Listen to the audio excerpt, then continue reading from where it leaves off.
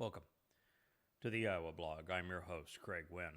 This is episode 27 of Qatsyr Harvest. Our focus is on what is going to occur during Shabat. Although this particular volume, which is volume 5 of Yada Yahowah, Qatsyr Harvest, focuses both on Shabuah and then 7 years later, Towrah. It covers both of the harvest. That's why I suppose it's 825 pages long. It's a lot of material to cover. We're going to rejoin where we were at the conclusion of our last program here from the library studio. It is really an interesting statement. This is the one that Peter is attributed to having cited to justify Pentecost in year 33 CE. It was laughable that he would say this, of course, because this is an end times prophecy. The previous statement, Yahowah made it very clear that he was speaking of the end times, use Acharon as the proof of that, and therefore it could not have pertained to 33 CE. He was off by 2,000 years. Further, these signs, none of which appeared, and he should have just stopped right there, because there were none of these signs during the celebration of alleged celebration of Pentecost in 33 CE. So I will go through them and I will share with you what Yahweh was talking about as he inspired Yoel, which means Yahweh is God, which was a bad choice for Peter and Luke to quote anyway, because it says that Yahweh is God. That would mean that Jesus is not. The text reads, "Then I will provide signs in the heavens." Now, Yahweh hasn't provided signs in the heavens, in a very long time. I'm not sure that really have been any period where we'd have significant signs in the heavens. The signs that were used to provide the plagues in Egypt weren't signs in the heavens. There is no Jesus, so there's no Jesus birth, so there was no Star of Bethlehem. Really is really nothing that would pertain to what he's talking about here. But the signs in the heavens, signs in the atmosphere, signs in the sky, Shamayim would speak of all of those things. During the last 3.5 years, as Elia and Yada speak to the children of Israel, trying to call them home from the Temple Mount, Yahweh is going to lift up, most likely, these texts that are part of Yada Yahowah. He'll also lift up the Ark of the Covenant. He is going to make it very clear that Yada and Elia are speaking directly for him and to his people. And so there will be signs that Yahweh will be uplifting at that time. I think that the tablets of stone will also be shown at that time. So then I will provide signs in the heavens and the sky and on the earth. And this says now, when he speaks of on the earth, blood and fire with columns of smoke. This pertains to Towrah. On Saturday, this would be the 24th of September in 2033. This is the time of the sacrifice of the Adam of Parah. The blood will be of the Adam of Parah, which is why he's the bloody red man of the earth, who is fruitful and productive. He will be killed by Hasatan. I'm speaking now in third person, but it's myself that is being offered to redeem Israel. So I will be providing the blood. The fire is something Yahweh will kindle. The columns of smoke is going to be because of the wood that is placed underneath this sacrifice. And they will, with the columns of fire and smoke, are going to leap up into the heavens, the ashes, and the water that Yahweh will release will cleanse and prepare his people for his return. It says the sun will become weaker and unreliable. Well, for this day anyway, there is a solar eclipse.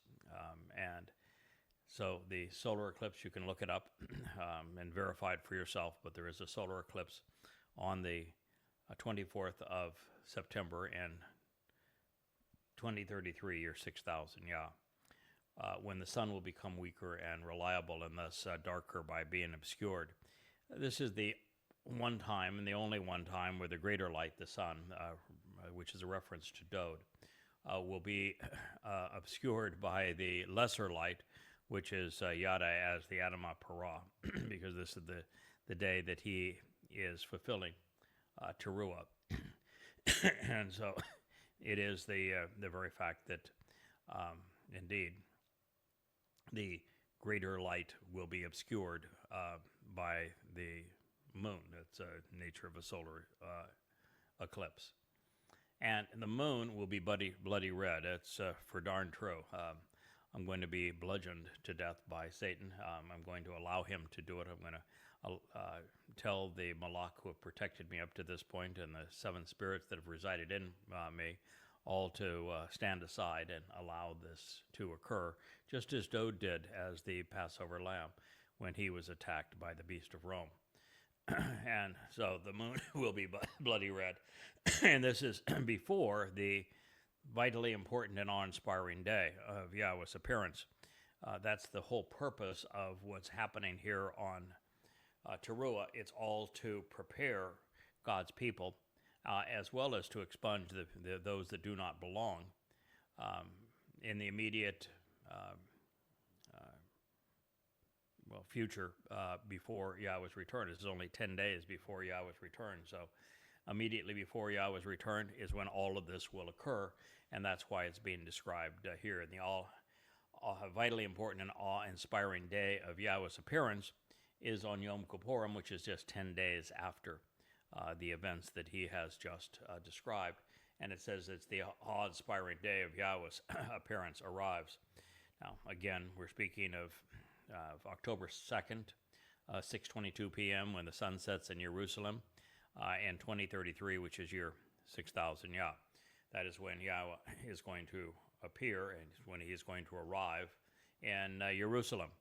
Now, obviously, that did not occur in 33 ZE, so by citing this, Peter and Luke prove that Christianity is unreliable and that the New Testament is untrue. But by Yoel citing it and me explaining it to you, now you know exactly what is going to happen, so I'm glad that he did, because he certainly brought it to our attention. Well, there are actually 4 eclipses that take place in year 6000 Yah. The first day of year 6000 Yah, Abib 1st, will be a full solar eclipse. And then on Abib, on the Passover, and as we move into Matzah, there will be a full lunar eclipse. So we have a solar eclipse and a lunar eclipse the first day of Abib and the 14th day of Abib on Passover. Then on the 7th month, we have a full solar eclipse, as I've shared with you, on the first day of the 7th month.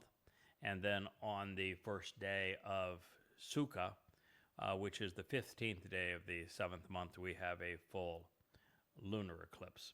So a lot of celestial fireworks, just as Yahweh said, will be taking place at this particular time. So it's a lot to process, but these signs in the heaven and on the earth are now of Yah's doing.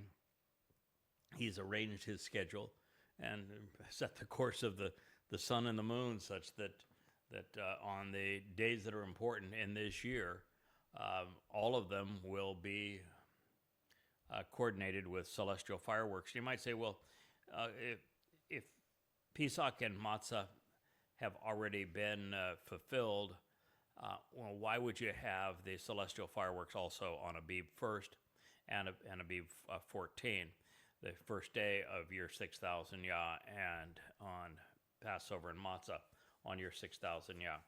And the reason for that is that there's 2 aspects of Towrah in year 6000 Yah. The first is a gleaning, and the gleaning only occurs on behalf of those who have availed themselves of Pesach, Matzah, and Bakurim. And so it's important to highlight those dates in this year, because those who will be gleaned have capitalized on what Dode has done 2,000 years earlier. And the fact that it is the first day of year 6000 Yah helps to set everyone's attention and frame of reference that this is the last day of the earth as we know it. From this point on, it will be under Yahweh's loving care. Now, during this time, there will be this sacrifice that matters, and it will be an amazing experience. And here, Yada, reflecting represents the moon, reflecting the sun's light as the sun, is pictured bloody red because he will be viciously attacked by Satan and his ilk on Towrah, to usher in Yahweh's return on Kippurim so that the mortal remnant of Yisrael is ready. And this is actually fortuitous because the red heifer will prepare the adulterous woman that is Yisrael for reconciliation, and symbolically Yisrael will be the bride for the returning bridegroom, who is none other than the Messiah and returning king, Dode. Also, the bull, which is part of the menu, needs to have blood available to approach the mercy seat, so that the children of Israel are prepared to be reconciled unto Yahweh in accordance with the Torah. So a spattering of this blood will be placed on the mercy seat, the Kipporeth of the Ark of the Covenant, facilitating the family reunion. So there is a lot that is taking place at this time. Yahweh is offering his family not one, but two all-expense paid trips out of harm's way. And here we read, "And it shall come to pass at that moment in time that all who, to receive the benefits of the relationship, call out to meet in the name of Yahweh, will be spared and delivered, protected from danger, and saved from harm. Indeed, with the mountain of the signs posted along the way, and in Jerusalem there will be deliverance for a remnant, just as Yahweh has promised." There is two ways you can look at this. I personally think the latter one is the one that's going to matter, but I'll share both. There will be a gleaning of olives on Towrah as the sun sets on that Friday evening of Towrah, the 23rd of September. And you might say, okay, that is what is being talked about here, where those who receive the benefits of the relationship and call out in Yahweh's name will be delivered and protected from danger and saved from harm. Certainly possible. But I think it's actually speaking of what is later quantified and qualified as that those who are being delivered, protected, and saved from harm, who are going to receive the benefits of the relationship, and who are gathered on the mountain of the signs posted along the way in Jerusalem, is this final remnant of Yisrael.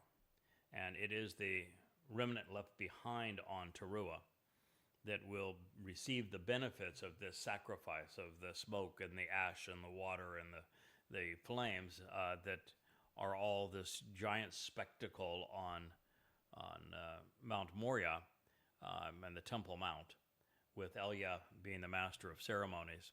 And so if you have gathered for Yom Teruah, looking for the benefits of the relationship, anticipating meeting with Yahweh, knowing and using Yahweh's name, you will be among those who are spared, protected, delivered from danger, and saved from harm by the sacrifice of the Adam Parah and what God does with that sacrifice. And you will be obviously in Jerusalem. You will obviously be able to read and benefit from the signs posted along the way. and there will be deliverance for this remnant because Yahowah has promised to do so. And among the survivors within this remnant will be those benefiting from the relationship whom Yahowah has invited and welcomed. Now, this is sort of an interesting perspective on things. I have long talked about the fact that there are very few people who have come to know Yahowah independently. In other words, they're decided, I think what I'm going to do here is I'm going to walk away from religion and politics, from the things that are the most prevalent pastimes of human beings. Most, I think it's probably 99% of humans are either political or religious or both. And I'm going to disassociate from human customs and the family of man, and I am going to not be conspiratorial. And then after all of that, I'm going to start studying in depth the Torah and the prophets, and I'm going to go where the words lead. And based upon that, I'm going to come to know Yahowah. I'm going to come to appreciate the 5 terms and conditions of the covenant. I will develop an understanding of and properly respond to the 7 Moed Mikre, and I'll figure out when they're going to be fulfilled and by whom. And by doing all of those things, we'll also derive the proper pronunciation of Yahowah's name and come to embrace it, celebrate it, recognize that what Yahowah did with his beloved son, Dod, and how they fulfilled the first 3 Mikre, and how that it is Dod that is returning here on Kippurim. And so is it possible that somebody could figure it all out for themselves? Yeah. It's not impossible. Material's all there. And I spent 23 years, and I was aided by the 7 spirits of Yahowah doing it. And at the time, it was all I did. I was doing it 90 to 95 hours a week. So it's possible, but highly unlikely. And this suggests that everything that I've said is also true, that Yahowah introduces himself to people that he wants to know.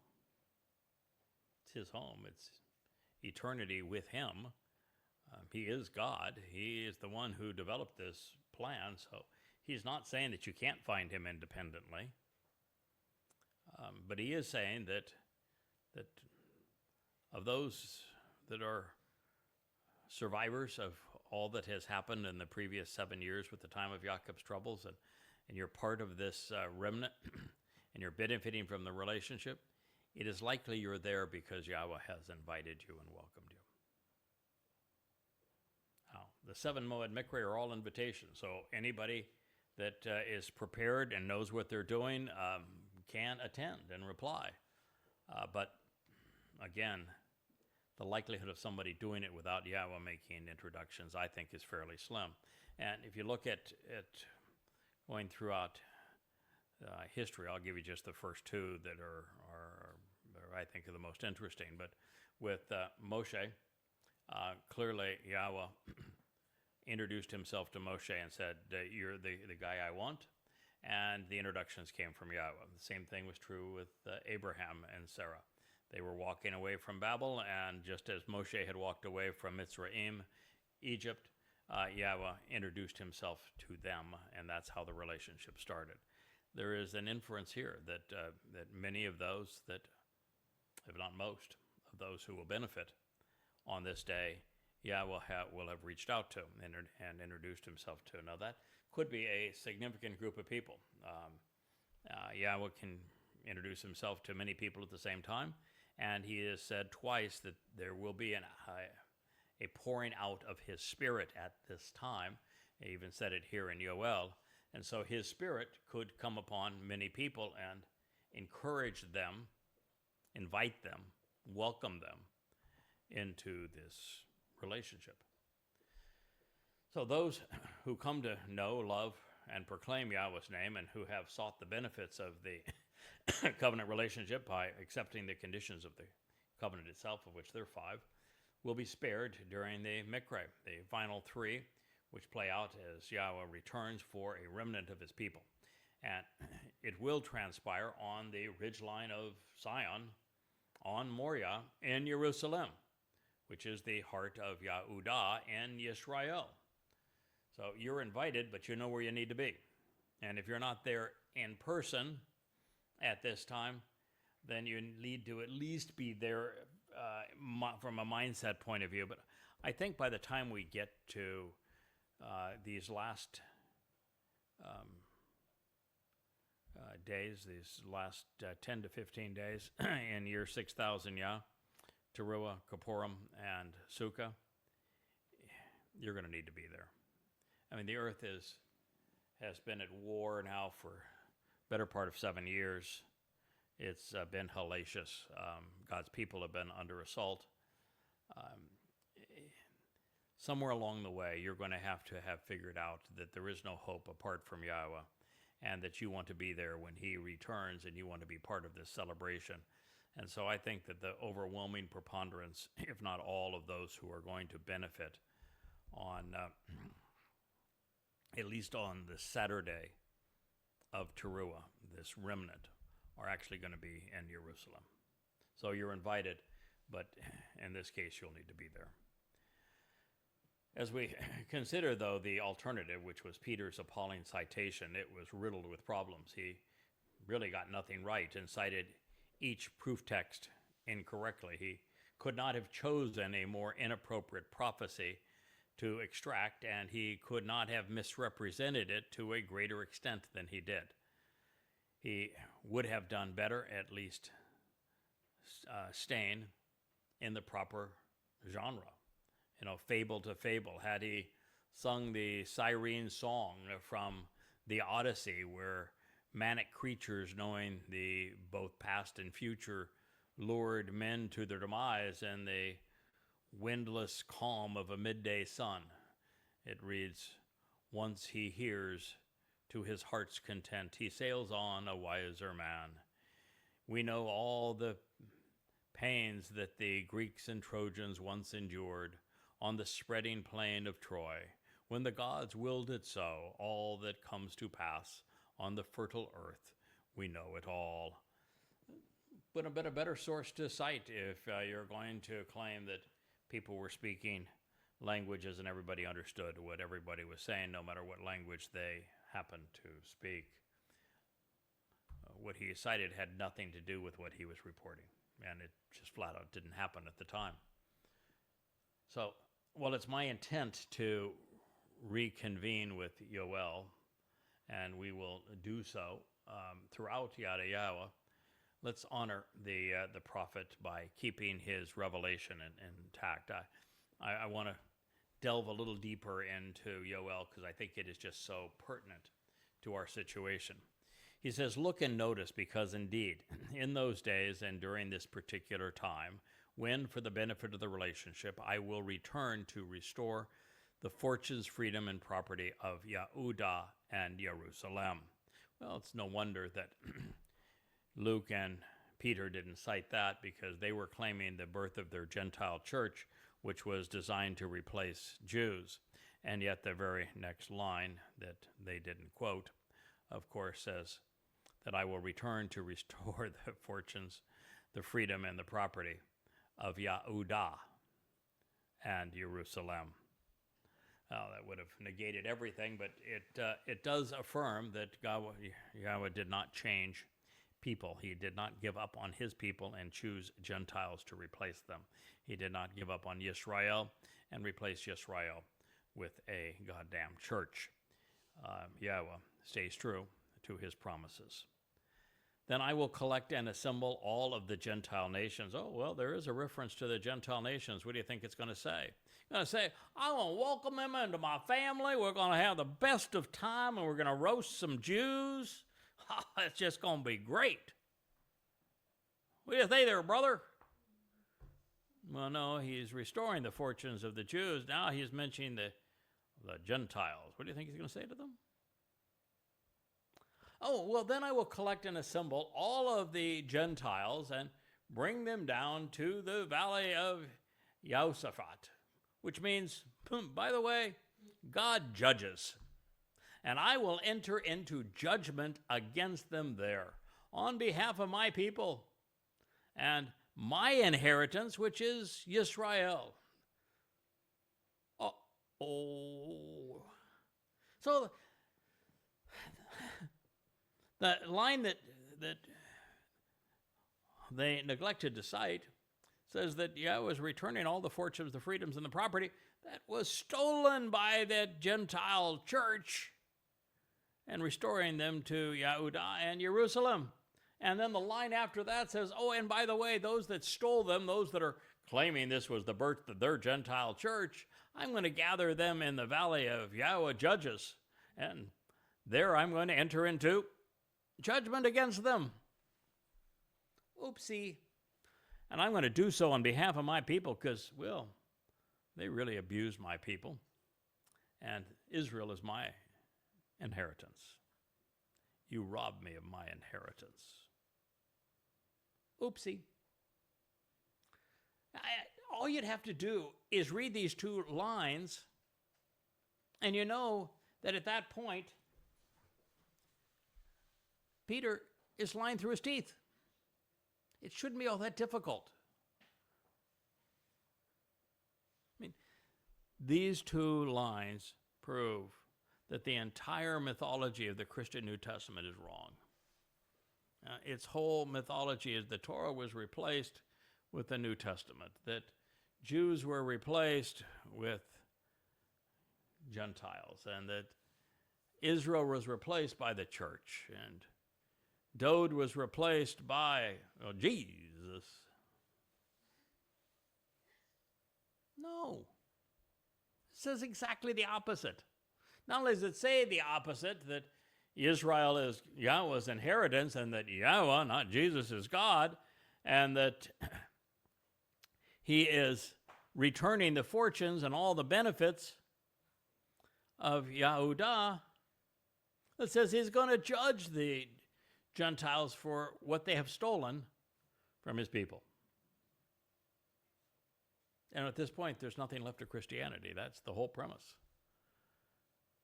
And God just negated it, and the ongoing depiction that Peter stupidly robbed to justify Pentecost. Yeah, ruh-roh.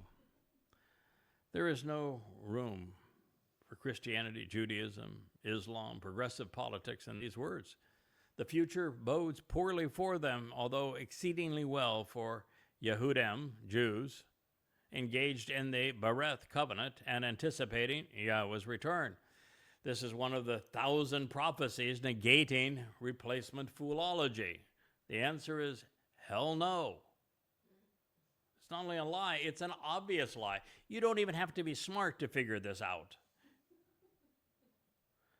With very few exceptions, world leaders, the media, academia oppose Israel and advocate appeasing Muslims by rewarding the terrorists with a state carved out of the Jewish land. And for doing so, there will be a price to pay. So you may want to be careful if you're one of those advocating the two-state dissolution of Israel. And the children of Yehudah, this would be the beloved of Yah, Jews, and the children of Jerusalem, which is the place from which teaching and guidance regarding reconciliation flow. You have betrayed, exchanging them for descendants of that which is Grecian, for the express purpose of removing them from their own territory and bounds.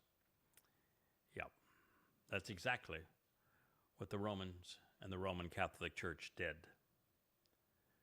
They stole from the children of Yehudah, Jews, and from the children of Jerusalem.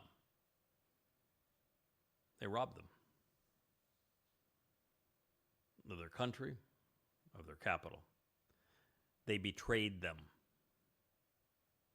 And they tried to exchange themselves for them. And those who did so under the basis of being Grecian. What language is that New Testament revealed in? Oh, yeah, that'd be Greek, wouldn't it? Would it, Paul say, you have Jews and Greeks. These would be the other guys. These would be Paul's guys. These would be the Christians.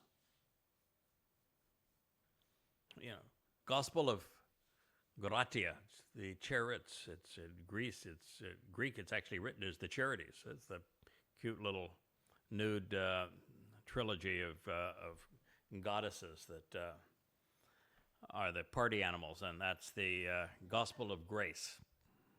Chariots in Greece. You've stolen their territory. God's upset with you. Yeah. He's speaking to Christians. He's really upset with you. You've based your religion on a series of lies where you robbed his son to create the myth of Jesus. You robbed his children to create the myth of a replacement church and Gentiles replacing Jews. Then you subjugated and persecuted his people, Jews. You stole their land. You did all of this to them. You betrayed the God that you said you were serving.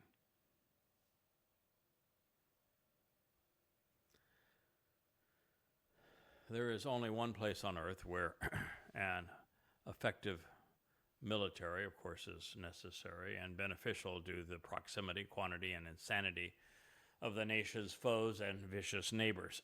Although for it to prevail, the generals must be replaced by more responsible leaders and the politicians as well. This says, read and recite this against the foreigners, against the Goyim.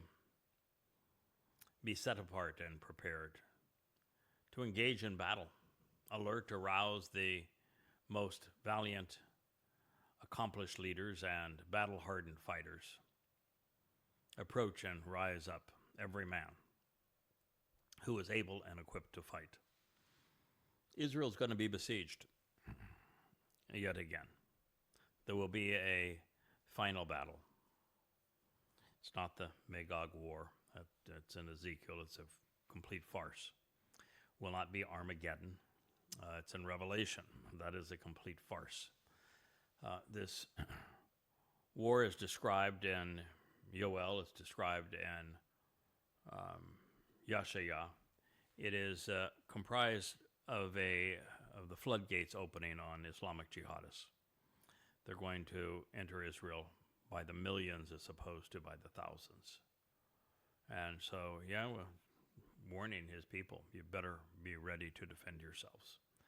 Because Yahweh's not going to stop this until Towrah in 2033, and this time of Jacob's troubles begins in May of 2026. So it's 7 years of hell. And God is encouraging his people to defend themselves, because quite frankly, during the preponderance of this time, there isn't a single Yisraelite that is responsive to him. So he can't engage to help them until they respond to him, and they don't respond to him until the very last minute. It says, beat your plowshares into swords and your pruning hooks into lances. Let the weak and disabled say, I am a capable fighter and an honorable defender. Provide assistance without hesitation. Then come, all of you foreign invaders from all around. Assemble there. Yahweh will bring down your most prominent warrior. So Yahweh will engage in the end, and he will destroy those who have come to kill his people. But between the time that this war starts and the time that it ends with Yahweh's return and with the Messiah Dode, God wants his people engaged. He wants them to try to defend themselves. And Yahweh is a participatory God. He doesn't want people totally dependent upon him in the sense of waiting around for God to do something. I've been working with him for 23, going on 24 years, and I can tell you that it's a very active relationship. He contributes a lot, but we're expected to contribute a lot, and we're expected to contribute all the way to the very end. And so he wants his people defending Israel. And up to this point, my job has been to defend Israel with my words. That's why I wrote Goddamn Religion, Prophet of Doom first, now Goddamn Religion, those 5 volumes. You can see them stacked over my left shoulder here. And it's why I wrote Twistianity, to expose and condemn, in addition to Islam, also Christianity. You have to protect Israel. Otherwise, there won't be any Israelites to respond to Yahweh in the end. So we're all called to engage and work on behalf of God's people. He wants us to provide a defense for his people. We're not supposed to be just sitting around. He's not looking for pacifists. Now, in this case, he's not asking anybody to go out and bludgeon anyone outside of Israel. And in Israel, you're only asked to do so during these last days to defend Israel. You're not going outside of Israel to attack anyone. You're dealing with those who have flooded into Israel. And God even says, okay, all you foreign invaders from all around, come on down. We'll have a little meeting here. You'll get to see exactly how you measure up to God Almighty. So this is the defense of Israel. And that's the one place I think we've all come to realize that violence is acceptable. I'm a person who wants to use words wherever words will work. But if you see, I'll give you an example. If you saw someone that was raping your daughter and there was a 2x4 nearby, you're going to take that 2x4 and beat the living tar out of that rapist. And even if you knock off his head, you don't really care. You beat him to death, you wouldn't care. Appropriate response if he's raping your daughter. If someone's trying to kill your son, you will kill that person without hesitation. Well, in this case, these are Muslims who have come to annihilate Jews, and therefore, in Israel, they have now declared their intent. They're there to annihilate Jews, rape Jews. You're entitled to whack them, a good one. And in this particular case, violence is appropriate. Now, he's not telling anybody to go outside and do like Macron and Sharma are trying to do in Europe, and saying we're going to go and use a proxy to wage war against Russia. No, he's not saying that. I don't want you to go and attack somebody out there. I want you to defend your people and your home that have come and invaded to attack you. It says, the foreigners will be aroused, stirring themselves up, going off into the valley of Jehoshaphat, Yahweh judges. There I will enter into judgment against them. There I will not only enter into judgment against them, I will sit to judge all of the foreigners from all over. So this is a time where those who have come against Israel are in serious trouble, because God's not going to judge anyone that has any chance whatsoever of entering heaven. So if you're judged by God, you only have 2 outcomes: the annihilation of your soul or the incarceration of your soul. And if you come there to kill Jews, it's going to be the incarceration of your soul. This is a time where that would have been a terrible mistake. And I would say that it's also true over time that all of the Muslims and all of the Christians who have attacked Israel with the intent of killing God's people, your soul is going to spend eternity in Sheol, hell. If you were part of any one of the pogroms in Europe, or participated in any way with the Nazis and the Holocaust, if you were part of the Roman Catholic Church that subjugated and persecuted Jews, if you're part of the Inquisition, your soul is going to be incarcerated in hell forever. God has to be fair and righteous as it relates to those who have come to harm his people, his family, as would any loving father. So he says, extend the reaping sickle because the Qatsyr harvest is ripe.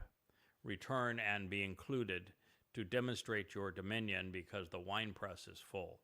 The vats have reached their ideal capacity because the consequence of them being wrong is great, and there are so many of them who are immoral and miserable.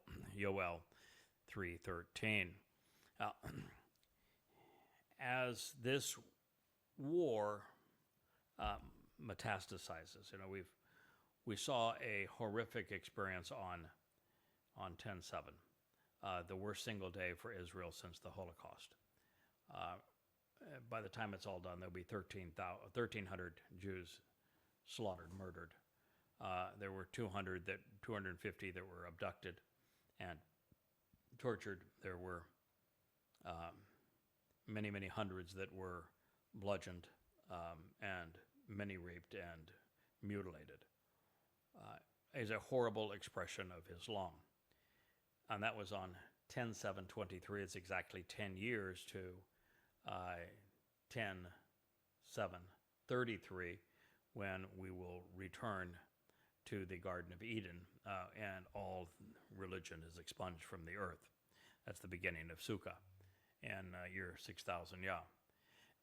But just 14 months from now, we will have the Shabuah Qatsyr harvest. That is what we're speaking of now. And it says the harvest is ripe. And so in the midst of this assault on Israel, when the whole world has turned against Israel and marches in streets around the world and college campuses around the world against Israel, calling for death to Israel, and with 2 billion Muslims surrounding Israel, wanting to annihilate God's people, there will be a harvest. And that harvest is on Shabuah, the 22nd of May in 2026, exactly 7 years before Yahweh returns. And so he's encouraging us to be ready for that reaping sickle and to recognize that the time to return and be included is ripe. But then it says, to demonstrate your dominion because the winepress is full. Now that would actually suggest that those, at least some of those, who are harvested on Shabuah, the Qatsyr of Shabuah, Teruah is a lakat, gleaning, that they're going to return and they're going to express their dominion over the land, and they're going to help fill that winepress and to increase those who will receive an inheritance. And that winepress is going to be full. The vats have reached their ideal capacity. And this will be because a number of those who are brought home on Shabuah are going to return to pursue filling the winepress, if you will, and then cultivating the Teruah harvest and the maximizing the benefit from the Adamah Parah on the Shabat of Teruah. And the reason that there will finally be this result is because the consequence of being wrong is great, and there are so many who are immoral and so many attacking Israel that Yahweh is the only answer, and they will finally turn to Yahweh. So those who are unwilling to fight for Israel will have no part in her future. We can deduce that from God, and that's important because with the covenant family, you see it through to the end, or you're no longer part of it.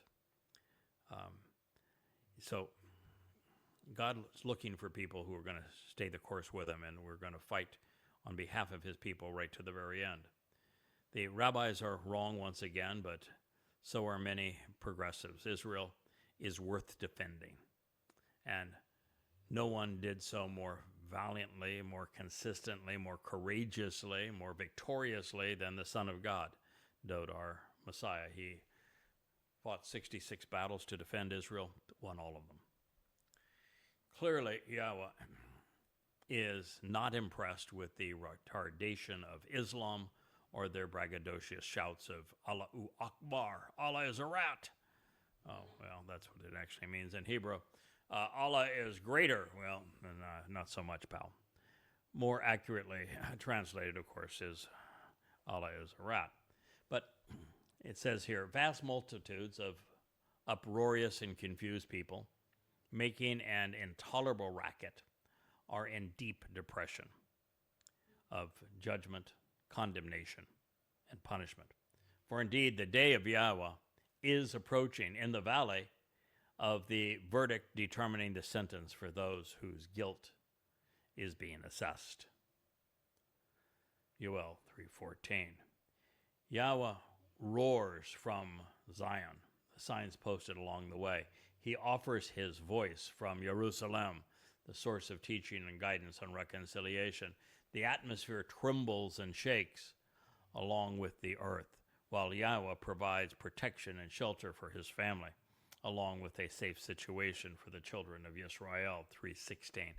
I'll go on further here, and then we'll go back and analyze each of these. Therefore, you should know that I am Yahweh, your God, and that your God lives. He resides and remains in Zion, the set-apart mountain. Then also Jerusalem, the source of guidance on reconciliation, will be set apart and be special. Unauthorized and illegitimate strangers will never pass through it again. 3:17. So let's go back and analyze all of this. So there will be multitudes of uproarious and confused people. Harmon. It's repeated here. These are Muslims. This is true because Yahweh uses this term, speaking of the bad side of Abraham's descendants through Ishmael. They are Hamron. They are uproarious. They're confused. They're making an intolerable racket. And this is indeed what Muslims do, screaming Allahu Akbar and firing their weapons, screaming demonic chants. And they are in deep depression.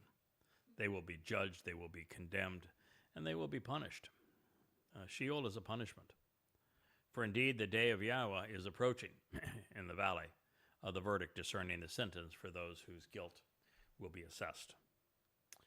Now, this is describing these wars that Muslims are going to perpetrate on Jews. And Islam is purely satanic. Allah was modeled after Satan. Allah's primary goal is to wipe out humanity, beginning with Jews. He wants every Jew dead. This is the essence of the Quran and of the Hadith, and it's what Muhammad and Allah accomplished in Arabia. They perpetrated genocide on Jews. They're still at it. Yahweh roars from Zion, is what this says. And I am becoming more and more convinced that we're going to hear Yahweh's voice prior to his return on the 2nd of October, on Yom Kippurim with his son. I'm convinced we're going to hear Yahweh's voice on Towrah as part of the sacrifice of the Adam Parah when he calls his people to him. And I think we'll also hear on occasion Yahweh's voice as Elia and Yada are on the top of the Temple Mount proclaiming this same message. So Yahweh is going to roar once again, and he's going to make it very clear that he's calling his people home. He wants his people to come to their senses, to listen to him again, to benefit from his teaching and guidance on reconciliation. And so the atmosphere will tremble, it will shake, along with the earth as Yahweh speaks, and unambiguously and boldly. And it is Yahweh who is providing protection and shelter for his family.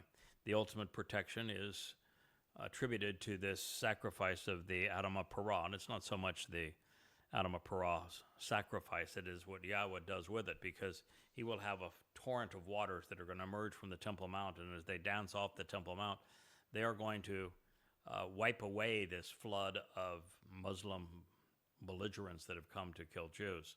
And then God also speaks of the fire that he's going to ignite, and while that fire will purge his people, it will incinerate those who have, again, come to annihilate Jews. And he even says that as that fire races through after them, that behind that fire, God's going to turn the earth, now that they have been expunged from it, back into the conditions that were in Eden. So Yahweh is going to protect his people. On the positive side, the remnant of Israel listening to Yahweh's voice, celebrating all of this, listening to Elia orchestrate these events, they're going to be bathed in the ashes and the smoke and the soaring flames and the purifying water that are all part of this grand show where Yahweh's reaching out to call his family home and to protect them, provide for their purification so that he can be in their company. So this is what God is promising to do for not a Goyim church, but for the children of Israel. Therefore, you should know that I am Yahweh, your God, and that I live. Yes, Christians wanted the God of the Old Testament dead and buried, so they would have a New Testament, because the Old Testament was the last will and testimony of that dead God. He had to be replaced by this, new Jebus, but not so much. Yahweh prevails. He's coming back with his son, but not with a junior God. Yahweh lives. Yahweh is your God. He resides and remains in Zion, which is the signs posted along the way. It's the ridge line between Dod's home and Yahweh's home on his set-apart mountain. Then also, Jerusalem, the source of teaching and guidance on reconciliation, will be set apart and special. Yeah, not Rome, not the Vatican, not Mecca, not New York, not Washington, D.C., not London, not Paris. Jerusalem. It will be set apart. It will be special.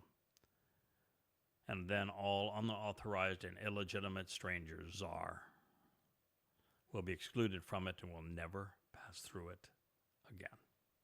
Now, does that mean that you have to be a Yehud or a Yisraelite to enter Jerusalem? Because you can be authorized to live there and be a Goy so long as you're actively participating in the covenant family of Yahweh. Then you're adopted into the family of Yahweh and are a welcome member of the family. That makes you the opposite of unauthorized. So this is Yoel, Yahweh's God, 3:17. Of course, this is the day of Yahweh's return. It is Yom Kippurim in year 6000 Yah, sunset in Jerusalem, October 2nd, 2033. It will be a day like none other.